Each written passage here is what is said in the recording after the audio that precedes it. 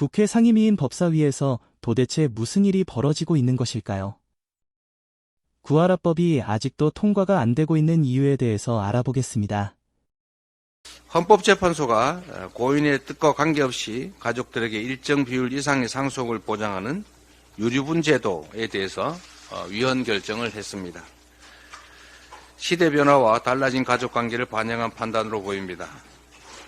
다만 국회 차원의 빠른 입법이 뒤따라야 하지만 관련 내용이 담긴 구하라법, 우리 서영교 최고께서 각별히 관심 많이 가지고 계신 이 구하라법은 법사위에 가로막혀서 아직 국회 문턱을 넘지 못하고 있습니다. 21대 국회가 얼마 남지 않았습니다. 구하라법을 비롯해서 민생과 관련된 필수 법안에 대해 최대한 속도를 낼 것입니다. 여당도 협조하시기를 부탁드립니다. 특히 이 법사위의 자구심사 권한을 악용한 법맥 경화, 이 문제가 이번 22대 국회에서는 재발되지 않도록 해야 됩니다. 자구심사를 한다는 이유로 법안을 사실상 게이트 키핑하면서 소국회처럼 행동하는 것 바람직하지 않습니다. 법맥 경화, 이 문제가 더 이상 문제되지 않도록 제도적, 정치적 해법을 모색하겠다는 말씀을 드립니다. 이상입니다. 이재명 대표께서 이야기하셨듯이 헌재가 유류분, 상속 유류분 관련해서 헌법 불합치를 이야기했습니다. 여러분, 제가 21대 국회의원 1호 법안으로 낸 게 구하라법입니다. 아직도 통과되지 못했습니다.